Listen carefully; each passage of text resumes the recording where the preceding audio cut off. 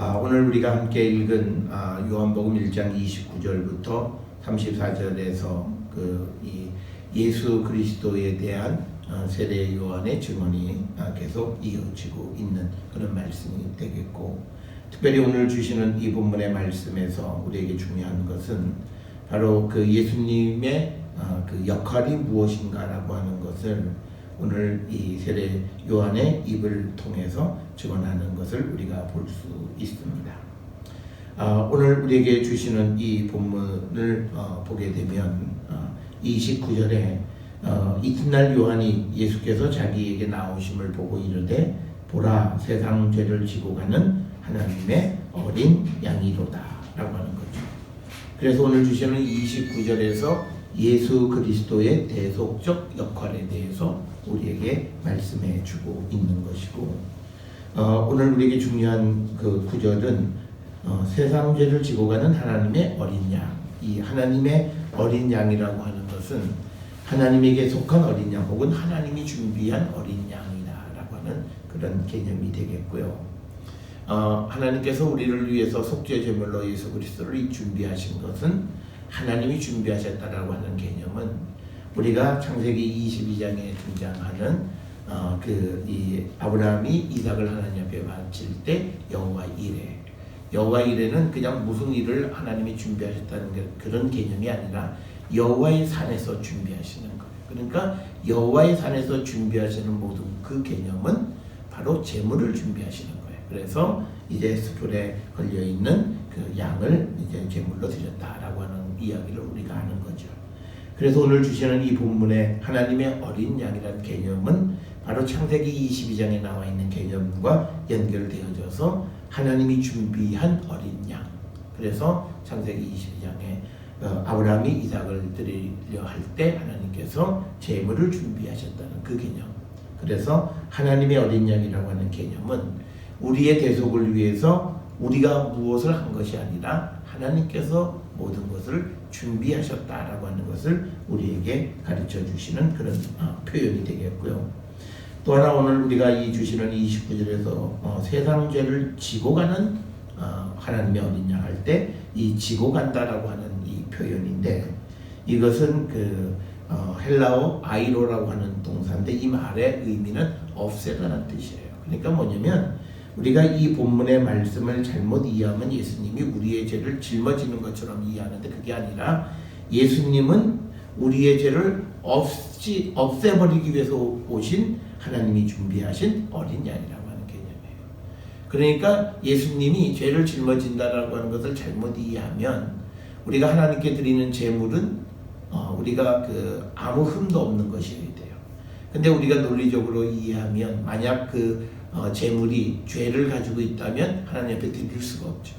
그래서 우리가 구약에서도 제사의 규정을 보면 속죄제를 드릴 때 죄를 전가한 염소는 들러 보내는 거고, 그리고 나서 들러 보내서 이제 내 죄가 없어진 다음에 그 다음에 하나님 앞에 속죄제로서의 번제를 드리는 거예요. 이 개념을 우리가 혼돈하시면 안 된다. 그래서 오늘 우리가 주시는 이 본문에 세상 죄를 지고 간다라고 하는 이 표현 때문에 레위기 1장 4절 이하에 나오는 소위 번제물 위에 손을 얹는 것을 내 죄를 그 제물에게 전가한다는 개념으로 이해하는 것은 그건 잘못 이해하는 거예요. 만약에 내 죄를 제물에 전가하면 그 제물은 하나님 앞에 드릴 수가 없어요. 부정해진 것이기 때문에. 그래서 오늘 주시는 이 본문 요한복음 1장 29절에 죄를 지고 간다라고 하는 표현 때문에 성경 다른 구절들에 대한 이해를 우리가 잘 못하게 되는데, 이 구절의 원어적인 의미는 세상 죄를 없애기 위해서 하나님이 준비하신 어린 양이다 라고 하는 그 개념으로 우리가 이해를 해야 한다. 그래서 29절에서 예수 그리스도의 이제 대속적 역할에 대해서 오늘 말을 하고 있고요. 이것은 우리가 마태복음 1장에 예수께서 이 땅에 태어나시는 일을 마리아에게 알려줄 때 자기 백성의 죄를 담당한다라고 하는 그 표현은 바로 이 29절과 같은 그런 개념의 말씀이 되겠습니다. 그래서 적어도 세례 요한은 예수께서 이 땅에 오시는 이유가 뭐냐?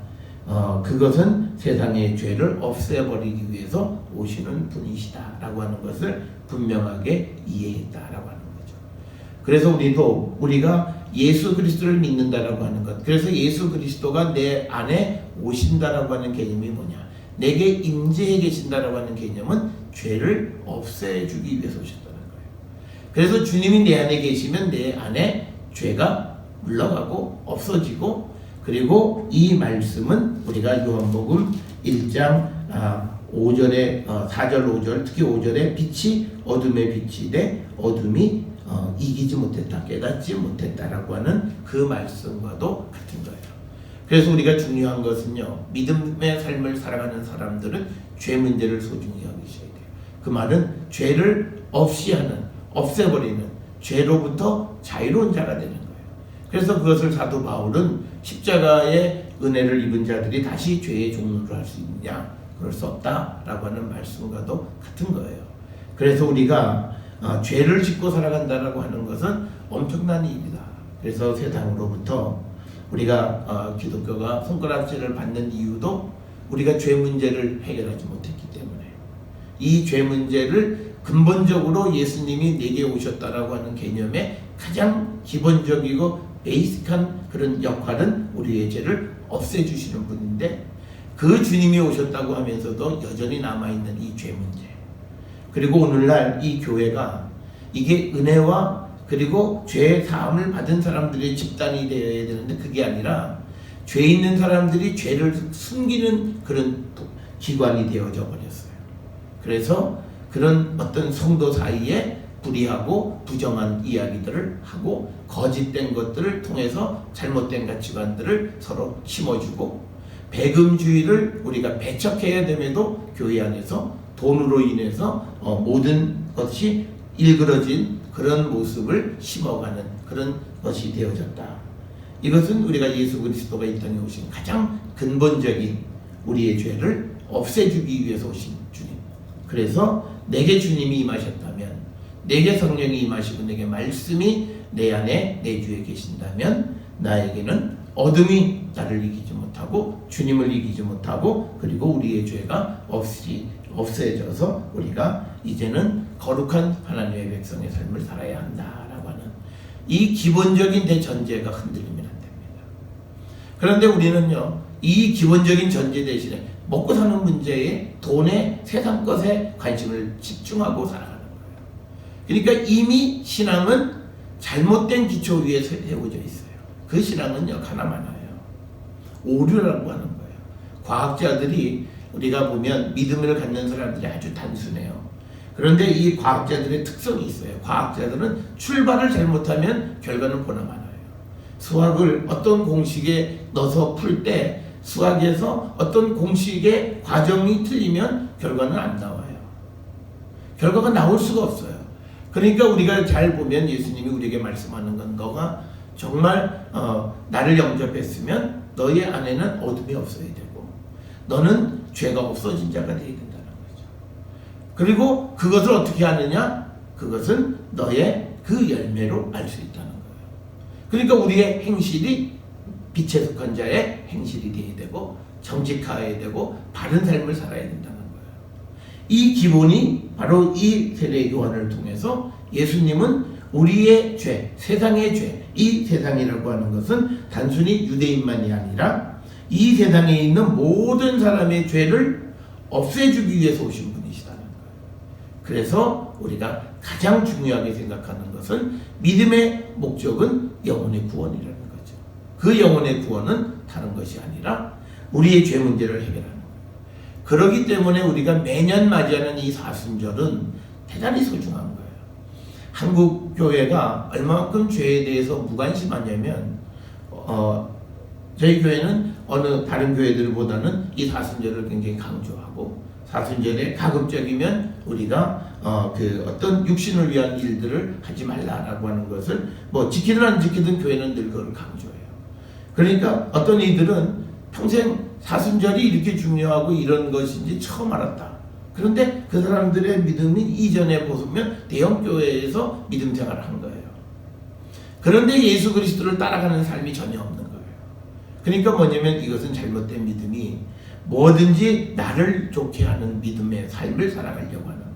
주님이 우리를 위해서 실행하셨고 고난을 받으셨다면 우리도 1년 내내 평생 그렇게는 못 살아도 어느 특정 기간에 그것을 기념하면서 그 뜻을 의미를 돌아보고 자기를 우리가 성찰해보는 그런 시간, 그 믿음이 있어야 되는데 이미 우리 한국 기독교는 그걸 다 잊어버린 거예요. 바로 여기서부터 문제가 생기는 겁니다.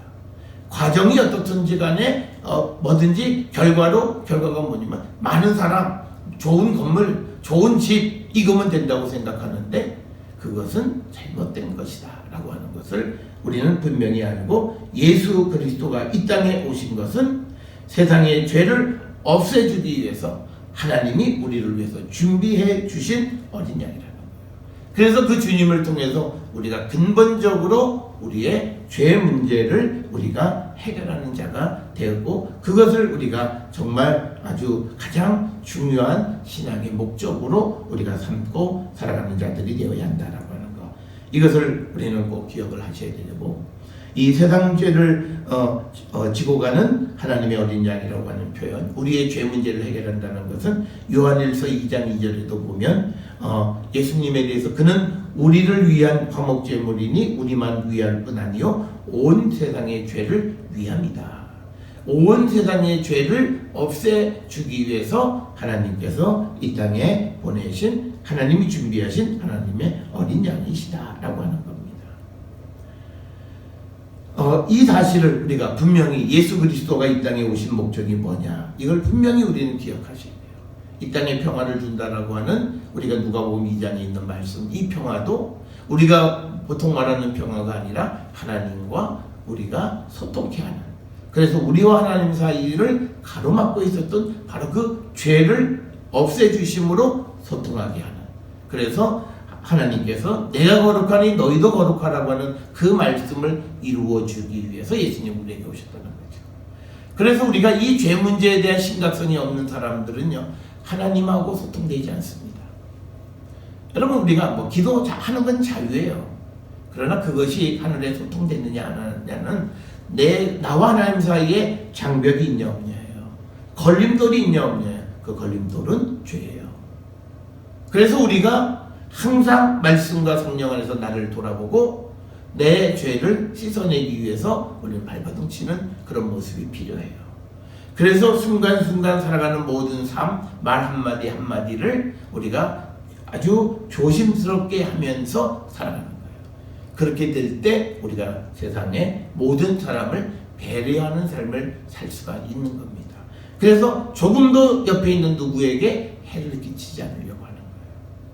그런 마음으로 우리가 살아가야 결국은 이 우리의 죄를 없애주기 위해서 오신 예수 그리스도가 우리 안에 거하는 성도의 삶을 우리가 잘 살아가고 있다, 이렇게 말씀을 드릴 수 있다라고 하는 겁니다. 그래서 우리는 오늘 1장 29절에서 세례 요한이 예수님에 대해서 그분이 이 땅에 오신 것은 세상의 죄를 없애주기 위해서 대속적 역할을 담당하기 위해서 오신 하나님이 준비하신 하나님의 어린 양이라고 하는 이 개념을 분명히 깨닫고, 우리도 주님이 내 안에 계시기 때문에 우리의 죄가 정말 다 해결되어지고, 그래서 성령 안에서 우리가 주님 오실 때까지 믿음을 지켜나가는 그런 성도가 되기를 결단하는 그런 성도들이 되어야 할 줄 믿습니다.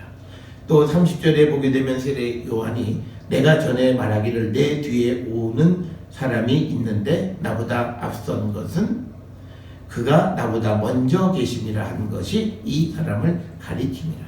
이 1장에서 강조하는 것이 뭐냐면, 여기서도 세례 요한은 예수님이 나보다 먼저 계셨다라고 하는 시간적 선제성을 다시 한번 강조하는 거예요. 우리가 예수님의 예수님이 세례 요한보다 낫다, 그것에 대한 표현이 마가복음 1장 7절에는 나보다 능력 많으신 분이다, 이렇게 얘기해요. 그런데 오늘 이 요한복음서에서 강조하는 것은 뭐냐면, 그 예수님은 나보다 먼저 계셨다라고 하는 거예요. 근데 이 말씀은 우리가 요한복음 1장 1절로부터 지금까지 쭉 주시는 말씀 속에서 보면 이 세례 요한보다 먼저 계셨다라고 하는 건 그냥 존재로서 먼저 계신 정도가 아니라 이 먼저 계신 예수님이 세례 요한을 만드셨다는 거예요. 그러니까 예수님은 창조주고 세례 요한 자신은 피조물이라는 거예요. 그러니까 창조주와 피조물을 비교하는 것은 말이 안 되는 거죠. 우리가 구약 성경에 보면 토기와 토기장이, 토기가 토기장이한테 자기가 불평할 수 없잖아요. 그러니까 모든 것은 토기장이 마음대로 만드는 거예요. 그러니까 토기와 토기장이를 우리가 서로 비교할 수 없는 것처럼 30절에서는 세례 요한이 예수님은 나보다 먼저 계셨다라고 하는 이 개념은 요한복음 1장 우리가 3절에 나와 있는 것처럼 만물이 그로 말미암아 지은 바 되었으니 지은 것이 하나도 그가 없이는 것이 없다. 그 말은 그 속에 세례 요한도 들어가는 거예요. 세례 요한이 이 땅에 오는 것도 결국은 예수 그리스도에 의해서 세상에 보내졌다라고 하는 거예요. 그러니까 이 세례 요한은 예수님에 대해서 아주 근본적으로 그분이 어떤 분이냐, 이 세상을 만드신 창조주로서의 예수님, 그리고 정말 자기가 예수님에 대해서 신발끈 풀기도 감당하지 못한다라고 하는 그 표현은 너무나 당연한 표현이고 그건 진실된 표현이었다는 것을 30절이나 이런 표현을 통해서 우리가 알 수 있다라고 하는 겁니다. 그래서 세례 요한은 예수님의 우월성을 시간적 선제성에 두고 있다라고 하는 것. 그러면서 그 속에는 예수께서 창조주이시고 자신은 피조물이라고 하는 개념까지도 다 포괄하는 그런 내용이다라고 하는 거죠. 31절에 보면 나도 그를 알지 못하였으나 내가 와서 물로 세례를 베푸는 것은 그를 이스라엘에 나타내려 함이라 하니라. 그러니까 여기서 보면요, 요한은 자신의 역할을 얘기하는 거예요. 그리고 또 우리가 예수님이 왜 요한으로부터 세례를 받으셨냐라고 하는 거예요. 그 목적은 딱 하나예요. 그것은 예수님을 이스라엘에게 세상에 드러내기 위한 것이었다라고 하는 거죠. 그러니까 이것은 우리가 일반적으로 얘기하는 세례의 일반적 기능 중에서 우리가 세례가 죄를 씻는 의식이라고 하는 그런 보편적인 의식과는 다른 거예요. 예수님은 죄가 없으시잖아요. 근데 세례를 받으셨어요. 그 세례의 의미는 죄를 씻는 의미의 세례와는 다른 개념의 세례인데 그 목적은 예수님을 세상에 드러내려고 했다는 거죠. 근데 그 예수님을 세상에 드러내는데 그 예수님은 뭐냐? 이 예수가 하나님의 아들이라고 하는 걸 드러내기 위해서 세례를 베풀게 했다는 거예요. 그래서 우리가 이 예수의 이름이 뭐냐면 하나님의 아들이에요. 그러니까 뭐냐면 예수는 그냥 집에서 부르는 이름인데 하나님의 아들이라고 하는 걸 믿냐 믿지 못하느냐, 예수님을 예수라만 부르느냐, 예수 그는 하나님의 아들이 그래서 우리의 구원자라고 하는 그 이름까지를 부르느냐 못 부르느냐가 그를 영접하냐 아니냐가 결정되는 거예요. 그래서 오늘 주시는 31절에서 그 예수님을 이스라엘에게 나타내려 하는 것은 예수님이 하나님의 아들임을 나타내는 거죠. 그러니까 이스라엘에게 나타내는 본질은 하나님의 아들이라는 거예요. 그래서 하나님께서 이 땅에 보내신 하나님의 아들임을 드러내기 위해서 세례 요한도 예수님 누군지 잘 모르지만 그러나 물로 세례를 베풀게 되었다라고 하는 것을 설명하는 거고, 그러니까 여기서 세례 요한은 또 다시 얘기하는 거예요. 어저께도 우리가 보았듯이 그 예수님에 대해서 23절에 이사야서의 말씀을 40장 3절의 말씀을 인용해서 주의 길을 곧게 하라고 광야에서 외치는 자의 소리, 그 소리가 자기다라는 거예요. 그 소리는 예수님을 이스라엘에게 드러내는 거예요. 그러니까 나는 본질이 아니다라고 하는 것. 다시 한번 이야기를 하고 있는 부분이 오늘 우리가 읽은 31절에 있는 말씀이 되겠습니다. 그래서 세례 요한은 어떤 한 순간도 자기가 마치 그리스도와 같은 그런 모습으로 조금 더 자기를 표현하지 않아요. 그래서 자기 역할은 단지 그냥 예수님의 앞을 위해서 준비해주고 예수님을 드러내고 하는 그 역할이 자기의 역할이다라고 하는 것을 다시 한번 분명하게 이야기하는 것이 31절이고, 이건요 아마 예수님 당시, 그러니까 이 요한복음이 기록되어졌을 당시에 사람들이 질문이 있었을 거예요. 예수님이 죄도 없는데 왜 그러면 세례를 받았냐? 뭐 이런 질문들을 많이 했을 거예요. 아마 그 질문은 오늘 우리보다도 훨씬 더 많은 질문들이 있었을 거예요. 거기에 대한 하나의 신학적 대답이 바로 세례 요한이 예수님에게 세례를 베푼 것은 예수님을 이스라엘에게 드러내는데 하나님의 아들로서 드러내기 위해서 세례를 베푸셨다라고 하는 거죠. 그러면서 32절에 그 상황을 조금 더 구체적으로 얘기하는 것이 요한이 또 증언하여 이르되 내가 봄에 성령이 비둘기같이 하늘로부터 내려와서 그 위에 머물렀더라. 지금 32절에서 중요한 건 뭐냐면요, 예수님에게 성령이 임하시고 내리셨다라고 하는 것을 요한이 목격한 거예요. 그런데 우리가 다른 복음서들에 보게 되면 예수님이 예수님 자신이 본 것으로 이렇게 기록되어 있어요. 성령이 자기에게 임함을 보았다, 이렇게 기록이 되어 있는데 이 요한복음에서는 지금 요한이 그 사실을 보았다고 증언하는 겁니다. 그래서 예수님이 세례를 받는 것을 통해서 이제 그가 하나님의 아들임을 네가 어떻게 알았냐라고 하는 것을 설명하는 거예요. 그거는 그 예수님에게 성령이 임하시는 것을 통해서 그가 이제 성령으로 세례 줄 자이고 하나님의 아들이라고 하는 사실을 알게 됐다는 거예요. 이게 무슨 내가 감으로 알았다 이런 게 아니라 내가 성령이 그에게 임하는 걸 봤다. 그래서 그가 이제 성령으로 세례를 줄 자인 것을 내가 알았다라고 하는 그 이야기의 시작이 32절에 있는 말씀이고, 이 32절의 말씀에서 우리가 성령이 비둘기같이, 왜 비둘기의 성령을 비유했느냐, 여기에 대한 대답을 찾기가 상당히 어렵습니다. 이 비둘기는 이 성경의 긍정적인 이미지를 갖고 있기도 하지만 또 부정적인 이미지를 가지고 있기도 합니다. 특별히 우리가 성령은 보통 우리가 구약에서는 이스라엘을 상징하는 그런 새로 이야기를 하는데, 호세아 7장 11절에서는요 에브라임의 어리석음을 비둘기로 나타내고 있어요. 그러니까 이게 성령과 조금 잘 맞지 않고, 또 이 비둘기 역할이 가장 강조되어 있는 것이 창세기 8장 8절부터 12절의 노아 홍수의 사건 속에서 이제 비둘기를 이제 밖으로 보내서 물이 빠졌는가의 여부를 아는 그런 이야기가 등장을 하는데, 그때 비둘기와 성령의 관계는 성경을 통해서 알기가 상당히 어렵습니다. 그래서 우리가 왜 성령을 비둘기로 비유했느냐, 여기에 대한 질문은 끊임없이 하지만 또 뭔가 딱 부러지는 대답을 두기는 어렵다. 그러나 랍비들은 이 비둘기를 이스라엘에 대한 상징으로 이해하면서 이제 이 사건이 이스라엘과 관계되어진 그런 사건으로 이해하려고 하는 그런 시도가 있다라고 하는 정도만 우리가 알 수 있고요. 33절에 나도 그를 알지 못하였으나 나를 보내어 물로 세례를 베풀라 하신 그 이가, 그러니까 뭐냐면 이 33절에 길게 표현하는 건 뭐냐면 세례 요한이 예수님에게 세례 베푸는 것도 하나님이 시키신 일이에요. 자기가 한 것이 아니라 하나님이 시키셨기 때문에 그는 예수님에게 세례를 베풀었다라고 하는 거고, 그이가 나에게 말씀하시되 성령이 내려서 누구 위에 머무는 것을 보거든 그가 곧 성령으로 세례를 베푸는 이인 줄을 알라라고 하는 거죠. 여기서 우리에게 보여주는 상징적 사건이 있습니다. 그러니까 뭐냐면 예수님이